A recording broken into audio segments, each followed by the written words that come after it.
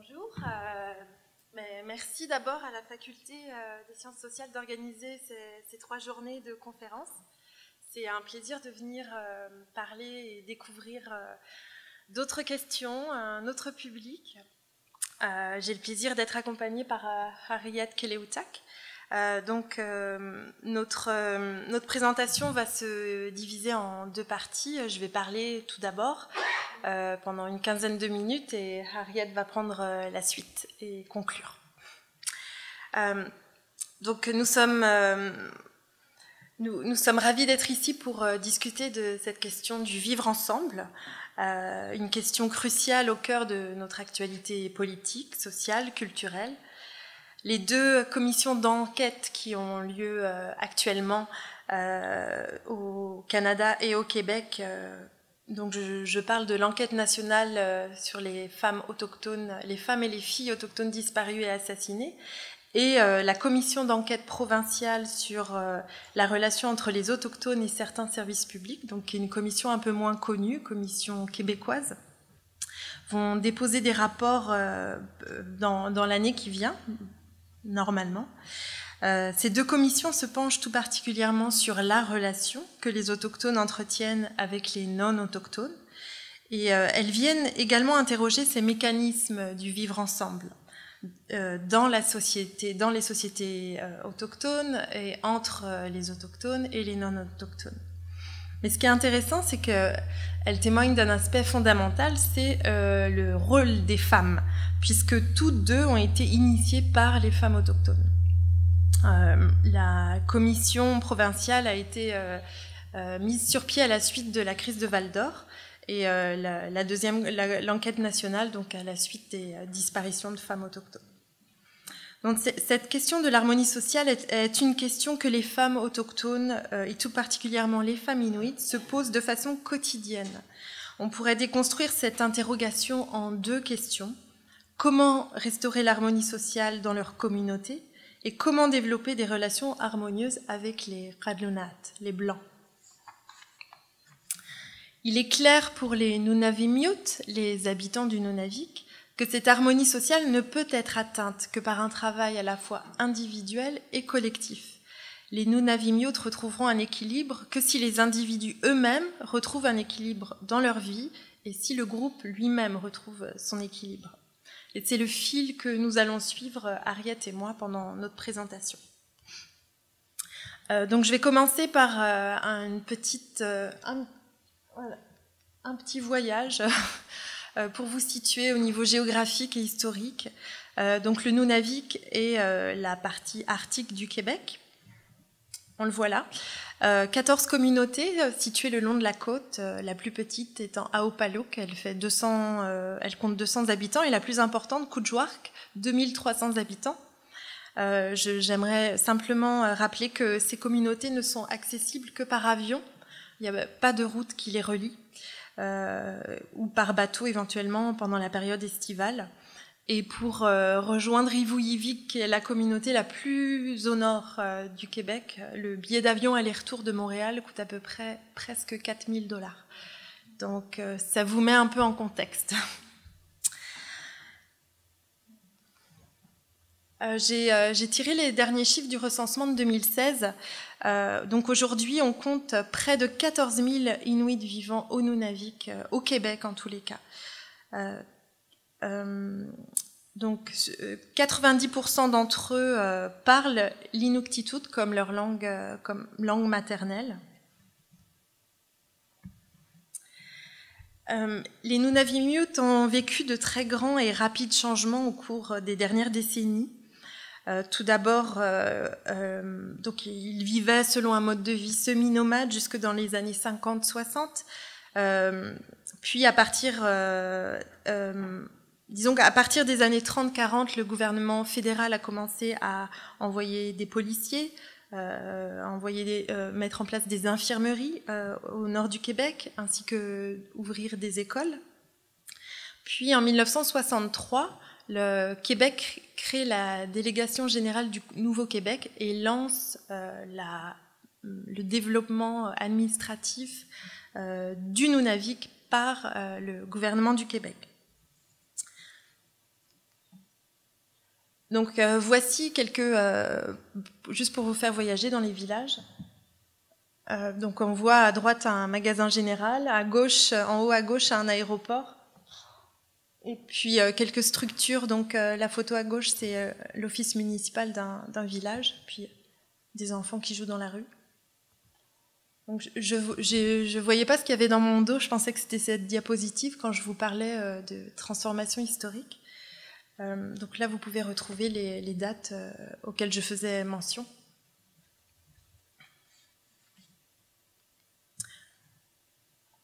Donc ça, on va y venir tout à l'heure.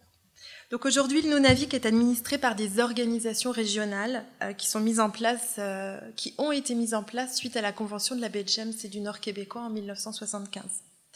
Toutes les structures locales et régionales qui encadrent la gestion municipale, l'éducation, la santé, la sécurité, l'économie sont des structures organisationnelles qui sont calquées sur les modèles canadiens, qui véhiculent des façons de faire et de penser étrangères parfois aux Inuits. Cette colonisation a eu des impacts non seulement matériels et physiques, mais bien plus profonds. Ils ont engendré une perte de confiance des Inuits en leur propre capacité à se gouverner et envers leur propre savoir, qui assurait jusqu'ici un développement harmonieux de leur société, de leur personne, de leur collectivité. Pour prendre un exemple, l'arrivée des services sociaux et des services de protection de la jeunesse au cours des années 80 au Nunavik, même si cette arrivée a permis de mettre à l'abri certains enfants de situations de négligence ou d'abus, ils ont aussi favorisé une fracture sociale importante. On parle ici de l'imposition de nouvelles façons de faire et de percevoir le monde. Qu'est-ce qu'une bonne mère? Qu'est-ce qu'une bonne éducation pour les enfants? Comment tenir une maison? Quels sont les savoirs pertinents dans notre société actuelle? Donc les chercheurs ont également montré que les problèmes sociaux aujourd'hui dans les communautés autochtones trouvaient leur source dans le bouleversement de leur structure familiale et communautaire suite à ces périodes de colonisation, d'implantation d'organisations et de structures créées dans le sud du Québec. Donc ces problèmes sont au cœur des préoccupations des femmes du Nunavik. Violences domestiques, abus sexuels, suicides chez les jeunes sont des souffrances et des traumatismes qu'elles côtoient de façon quotidienne. Pour prendre l'exemple de la violence domestique et des abus sexuels, on connaît encore trop peu, malheureusement, l'ampleur du problème aujourd'hui. Mais rien qu'au Nunavik, 74% des femmes disent avoir subi ou subir de la violence à la maison. Et 46% d'entre elles disent avoir été victimes d'un abus sexuel. Autant dire que les problèmes de violence sont presque devenus la norme dans les communautés inuites. Aujourd'hui, de nombreuses réflexions et des initiatives locales, régionales et nationales sont développées pour contrer ces problèmes et retisser les liens. Par exemple, il y a beaucoup d'initiatives qui visent à créer des maisons de la famille dans les villages. Donc ouvrir des centres pour accueillir les familles, pour discuter sur les problèmes qu'elles rencontrent dans leur quotidien et apporter des ressources. À ces problèmes multiples, il existe des solutions multiples. Action politique, prévention, guérison, amélioration des services dans le Nord. Et je me souviens, j'avais témoigné devant une commission parlementaire et un membre de la commission m'avait demandé, mais face à ces problèmes, quelle est la solution? Et je lui avais dit, mais il n'y a pas de solution, il y a plein de solutions et c'est là-dessus qu'il faut travailler.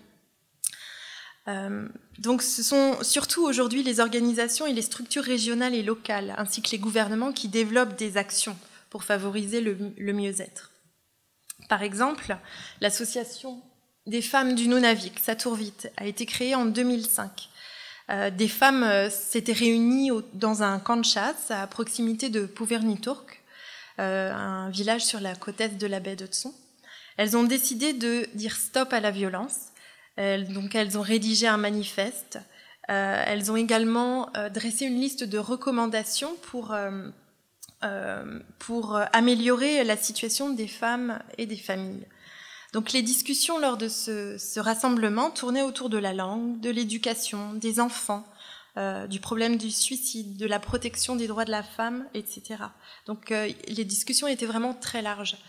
Et elles ont aussi posé clairement qu'elles n'étaient pas seulement des femmes, mais elles étaient des mères, elles étaient aussi des épouses, et que leurs préoccupations se tournaient vers leur bien-être personnel, mais également celui de leur famille, en incluant les hommes.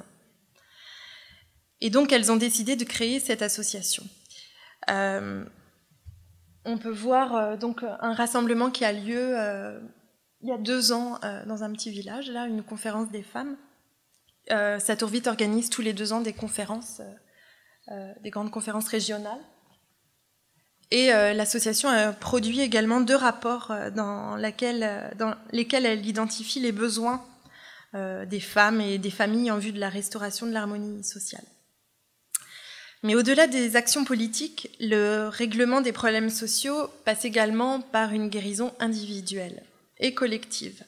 Les Inuits expriment très clairement que ces 2 aspects sont liés. Les chercheurs ont en effet noté que la notion même de bien-être individuel est directement liée à celle de bien-être collectif et vice-versa chez les Inuits. Donc, l'une des activités développées par Satourvite montre bien à quel point ces 2 dimensions sont liées, et on en vient là à la formation en leadership que l'association a créée il y a 1 an, un petit peu plus d'1 an. Donc c'est une formation qui a été montée durant l'hiver 2016 avec l'idée d'offrir aux femmes des outils pour les soutenir dans le développement de projets locaux dans leur village. L'idée était de faire tourner cette formation dans les 14 villages du Nunavik, donc une formation qui durait 1 semaine, qui passait de village en village, qui se faisait en Inuktitut seulement. Et donc pour monter cette formation, on a d'abord organisé une période de consultation avec les habitants du Nunavik pour savoir ce qu'ils aimeraient voir dans le contenu de cette formation. Et on s'est retrouvés en fait avec des demandes extrêmement larges et il a fallu faire des choix.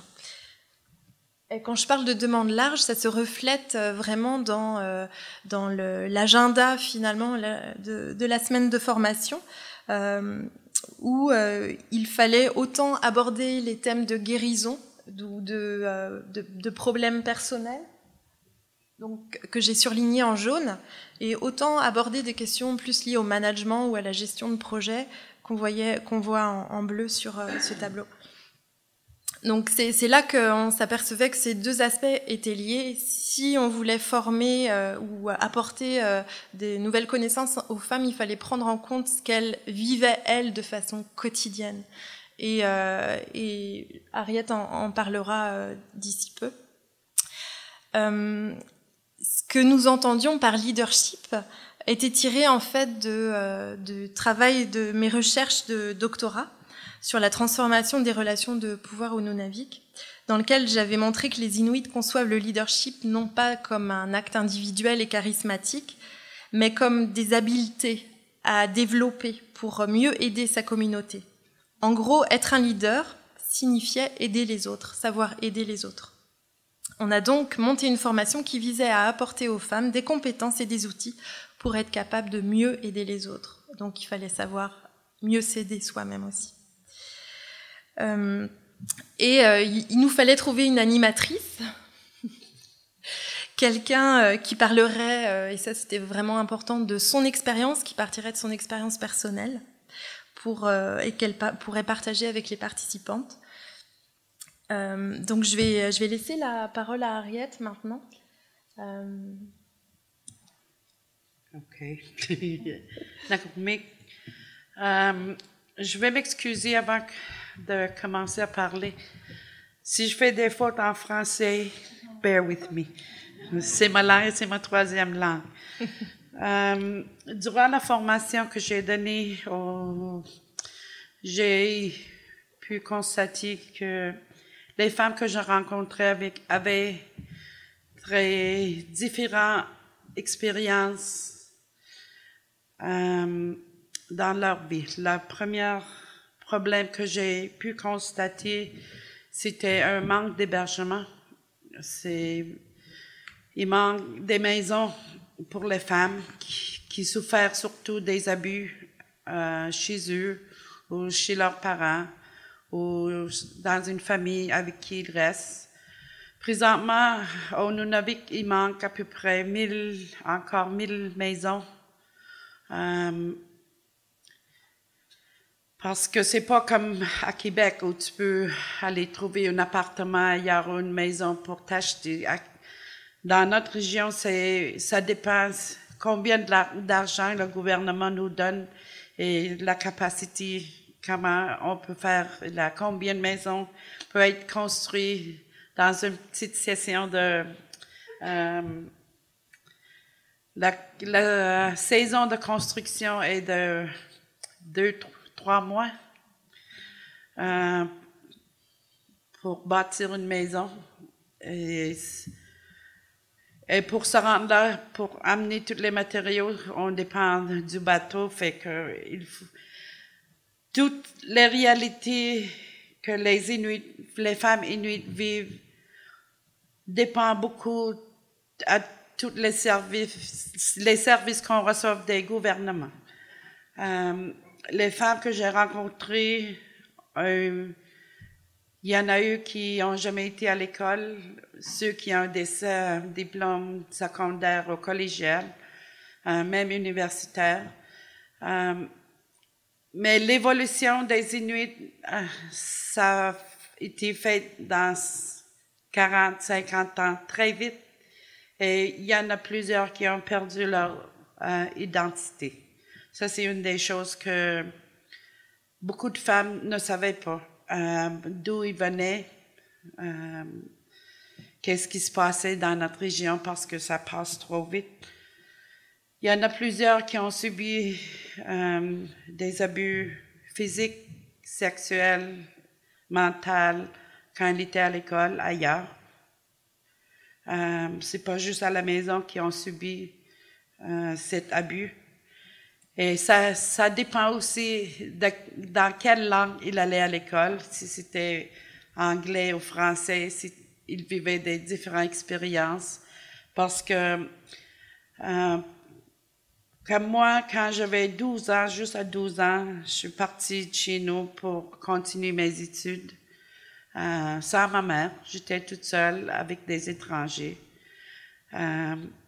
Encore aujourd'hui, on envoie nos étudiants encore ailleurs, par exemple au collège et à l'université, parce qu'on n'en a pas dans notre région. Si les jeunes Inuits veulent apprendre, s'éduquer plus loin, il faut qu'ils partent dans des places où des fois ils deviennent vulnérables à cause d'une adaptation, difficulté de s'adapter dans une ville. Comme Caroline disait, le plus petit village qu'on a, il y a 200 personnes. S'ils sont là une journée. Les femmes que j'ai rencontrées avaient beaucoup de différentes capacités. Il y en a celles qui souffraient beaucoup d'oppression, parce que dans notre culture, les femmes ont toujours été des leaders parce qu'ils restaient tout le temps dans la communauté quand les hommes allaient à la chasse. C'est les femmes qui géraient leur maison, leur camp, leur communauté. Mais avec les changements qu'on a eus qui ont duré très vite, tout le monde a perdu leur rôle. Ils ne savaient plus qui faisait quoi ou qui était responsable de nourrir leurs enfants. Quand le gouvernement est arrivé, ils ont dit à nos parents, si vos enfants ne sont pas à l'école, on va enlever ta maison, on ne paiera pas les pensions. Et l'entente de l'abbé James et du Nouveau-Québec a eu beaucoup de... ils ont créé des très bonnes choses, puis très négatifs aussi dans l'autre, qui affecte encore beaucoup d'Inuits aujourd'hui. Si je parle des Inuits qui souffrent, par exemple, de l'alcoolisme, je peux vous dire d'où il vient, comment c'est arrivé, parce que pour les femmes que j'ai rencontrées, quand je leur parlais de prendre soin d'eux autres, d'avoir le temps pour eux-mêmes, de prendre soin de leurs enfants, il y en a beaucoup qui avaient des accidents de bagages avec eux, les traumas qu'ils ont vécu à l'école, à la maison ou ailleurs. La relation qu'on a eue avec les non-Inuits en partant, c'était pas une bonne relation. Mais aujourd'hui, on travaille fort, on a beaucoup de très bonnes relations maintenant, mais ça fait ripple effect. C'est quoi ripple effect? Ça a eu un effet une génération après l'autre. Ceux qui ont souffert, ceux qui ont été envoyés à des écoles résidentielles, quand ils sont retournés dans leur village, la plupart d'eux ne parlaient plus notre langue. Ils ne savaient pas comment aller à la chasse ou à la pêche, ou les filles ne savaient pas comment coudre ou faire des vêtements. Et ça a touché beaucoup leur estime. Et ça a développé avec ça, il y en a eu qui sont devenus des alcooliques, qui ont des enfants, c'est un FASD. Le syndrome d'alcoolisme fœtal. Oui, ils ont eu des enfants avec ça. Et jusqu'à aujourd'hui, il n'y a pas une place où tu peux aller dans le Nord pour dire que tu souffres des problèmes mentaux. Ça n'existe pas en Inuktitut. Il y en a des aînés qui le font. Quand j'ai donné la formation aux femmes, je leur expliquais que je n'étais pas là comme conseillère, que j'étais là pour leur montrer où aller, comment demander pour de l'aide, ou comment gérer leur budget, parce que pour eux autres, pour une femme qui ne travaille pas, qui reste tout le temps à la maison, qui a jamais été éduquée, c'est vraiment étranger pour eux de travailler, par exemple, s'ils ont des enfants, de travailler avec l'école. C'est quoi la relation que j'ai avec l'école, la clinique, la municipalité? Ils n'ont pas cette éducation.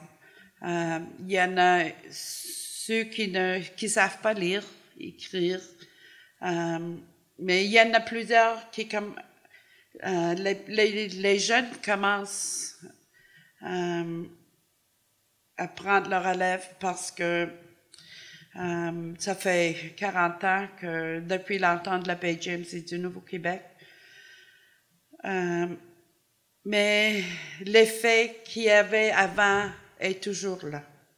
Et je leur demandais comment est-ce qu'on fait le pas en avant au lieu de faire 2 pas en arrière. Et je suis contente que les gouvernements commencent à reconnaître qu'on a une différente culture, qu'on vit dans une différente région. Pour ceux qui partent pas de notre région, ils savent pas c'est quoi ici. C'est la même chose pour vous autres. Vous êtes jamais venus, vous ne savez pas qui on est, comment on vit, qu'est-ce qu'on mange. C'est très différent, les deux. Quand moi, j'habite Montréal 24 ans maintenant, j'ai 3 enfants. Quand mes enfants et moi, on monte dans le Nord, quand ils étaient plus jeunes, c'était très difficile pour eux de comprendre pourquoi les Inuits vivaient comme ça.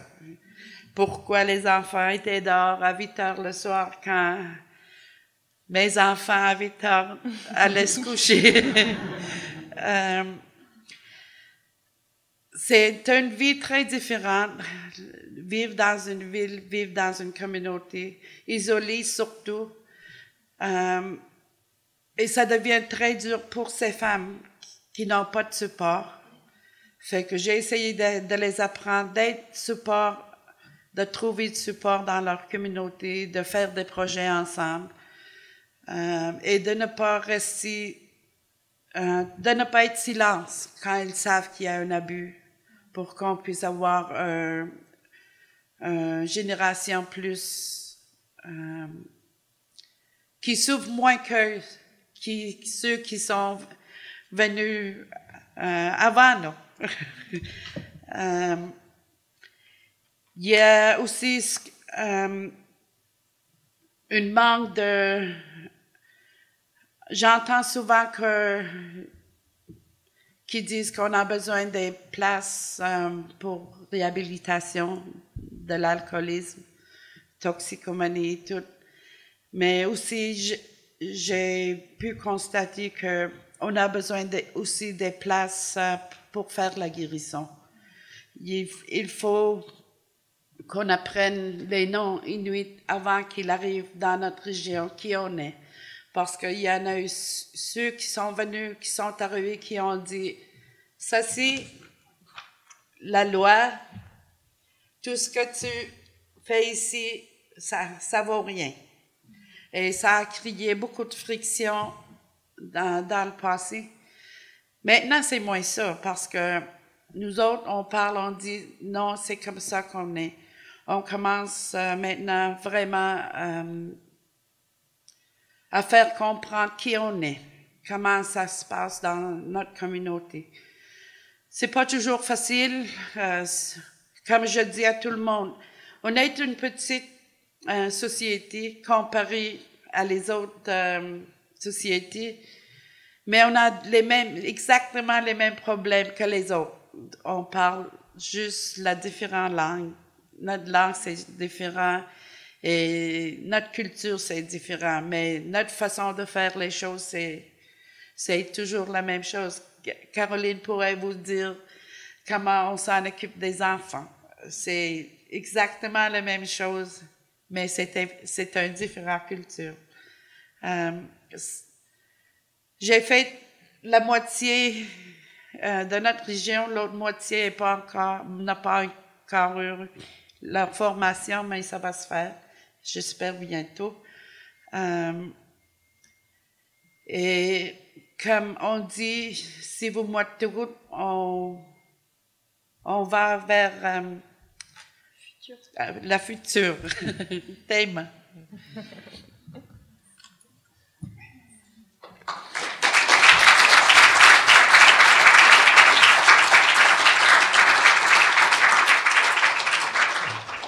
Bonjour, Maxime Bégin, je travaille au Conseil supérieur d'éducation. J'ai eu la grande chance d'aller dans le Nord pendant 2 mois au Nunavut, donc j'ai pu constater tout ce que vous avez raconté là. Puis entre autres, je me suis intéressé à la période historique de transition où tout s'est passé en même temps, sans que les Inuits aient le temps de faire le passage nécessairement. J'étais curieux de savoir, la formation que vous donnez, c'est une formation unique qui dure 1 semaine? Oui. Oui. Est-ce qu'il y a par la suite d'autres formations pour les mêmes personnes, un suivi à plus long terme qui est prévu? En fait, ce qui était prévu au départ, c'est que les femmes puissent, à travers cette formation, développer un projet dans leur village et que Satourvite fasse un suivi avec ces femmes-là pour les accompagner dans le projet. Mais pour différentes raisons, pour l'instant, le suivi n'est pas vraiment mis en œuvre. Et il y avait aussi un deuxième temps prévu pour la formation, puisqu'on ne pouvait pas tout couvrir. Donc on imaginait pouvoir donner des formations plus spécifiques, par exemple sur les questions de développer les compétences de communication, parce qu'il y a beaucoup de femmes qui réclamaient ça. ou d'autres types de formations beaucoup plus spécifiques. Mais celle-là, elle a vraiment été créée pour passer dans tous les villages, pour aller voir les femmes, parce que parfois les femmes ne peuvent pas quitter leur village, parce que le mari est jaloux, ou qu'elles ne veulent pas laisser leurs enfants tout seuls dans le village. Donc c'était vraiment l'idée d'aller à leur rencontre. Et ça s'est vraiment produit, puisque, comme disait Harriet, on avait des femmes de tous les niveaux, en fait. Certaines avaient des diplômes, d'autres non. Donc, c'était une vraie rencontre. Très diversifiée. Ouais. J'étais aussi curieux de savoir si la commission scolaire Kativik était engagée dans ce projet-là ou absolument pas. Disons qu'on a volé Harriet à la commission scolaire. Non, en fait, il n'y avait pas de partenariat avec la commission scolaire. On a vraiment voulu faire notre formation. OK.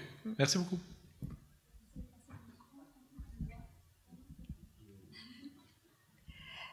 Chantal de Varenne, coopérante à la retraite. Je suis d'accord avec Harriet qu'on ne connaît pas beaucoup les Inuits, alors qu'on connaît un peu plus la réserve Huron, Betsiamit et Maliotenam.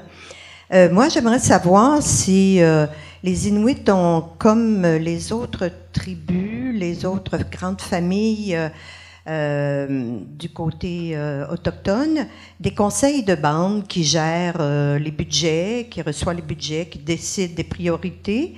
Puis j'aimerais savoir aussi s'il y a chez les Inuits des femmes de clan qui prennent le leadership un peu comme du côté de Montréal, qui peuvent décider un petit peu de la programmation ou des priorités. Merci. Notre région est gérée par...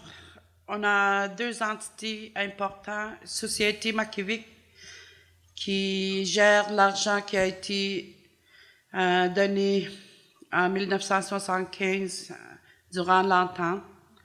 Puis on a l'administration régionale Kativik qui est à Coutjoie, qui est responsable de toutes les municipalités. Et on a aussi qu'on appelle Land Holding Corporation, ceux qui gèrent l'utilisation de la terre dans notre communauté. Mais on est très, très différents des Indiens. Les Atikamekw, les Inuits, c'est complètement... On ne dit pas qu'on est des nations, on dit qu'on est des Inuits. On est très, très différents des Indiens. Et on est dans les communautés, les Indiens sont dans des réserves. Quand ils sont dans les réserves, les Indiens ne payent pas de taxes.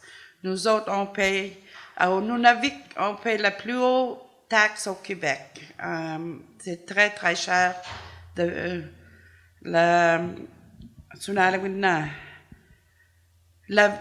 cotisation de vie est très chère dans notre région parce que tout ce qu'on reçoit, la nourriture, c'est fait par avion. Ça fait que ça coûte très cher. Et on a vraiment 2 entités qui gèrent.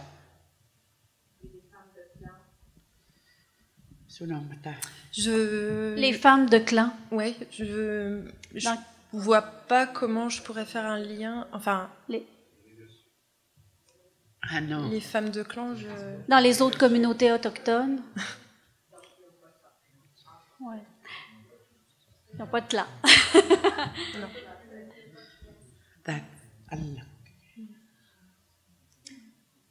Oui, bonjour, Sabine Kruger, département de l'économique à l'Université Laval, faculté de sciences sociales. Harriet, vous avez mentionné qu'un des grands problèmes est un manque ou une perte d'identité des personnes. Et j'ai 2 questions. Une fois, oui, votre cours, ça semble une manière de redonner un peu identité à des personnes qui vivent là-bas. Mais mes 2 questions, est-ce qu'il y a comme la recherche qui montre comment redonner l'identité à des personnes? Je comprends que c'est très facile et vous avez bien documenté comment l'identité était détruite ou coupée et les personnes qui vivent l'ont perdu, mais est-ce qu'il y a des activités qui ont été montrées avoir du succès pour redonner l'identité à des personnes? C'était ma première question. Deuxième question, quand vous évaluez un peu les effets de manque d'identité à des décisions des personnes, ou quelles sont les conséquences de cette manque d'identité pour vivre dans le Nord? Vous avez dit la toxicomanie, donc les personnes, ils boivent, ils sont malheureux. Est-ce qu'il y a peut-être d'autres que vous pouvez identifier? Merci. Le manque d'identité,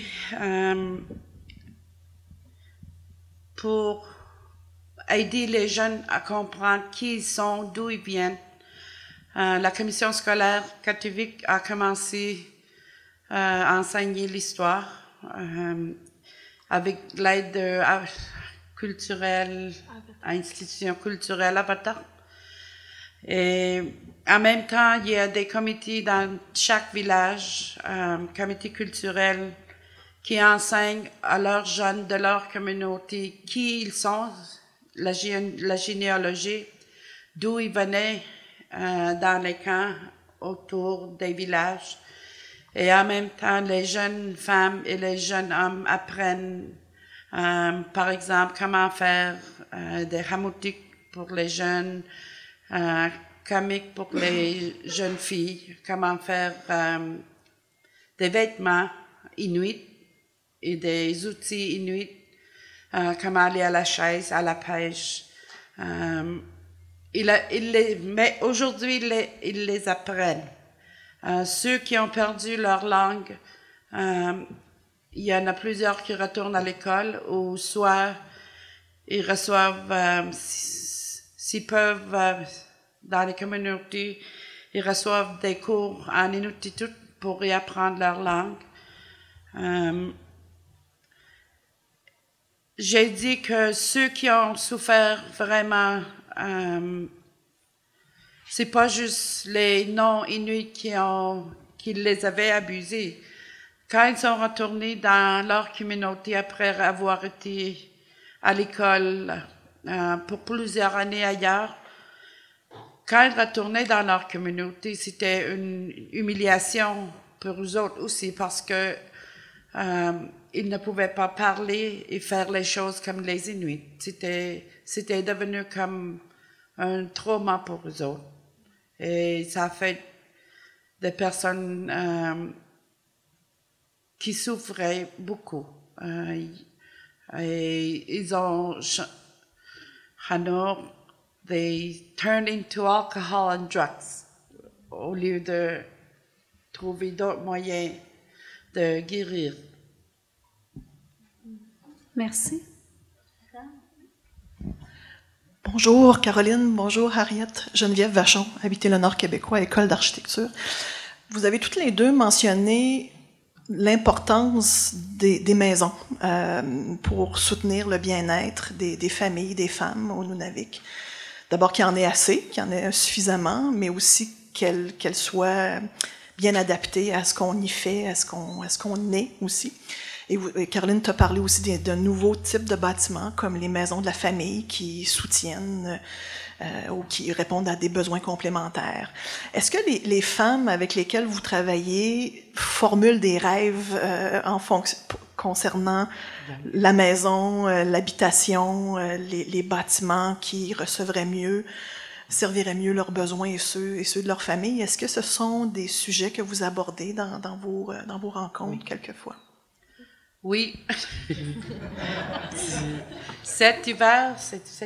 L'hiver passé, il y avait des élèves d'ingénierie, la Sonic quoi, qui sont venus à Inukjuak et à Puventur. Et c'était quoi la troisième communauté? Dans un village, je sais, pour faire une entrevue avec les femmes, pour leur demander qu'est-ce qu'ils avaient besoin comme une maison.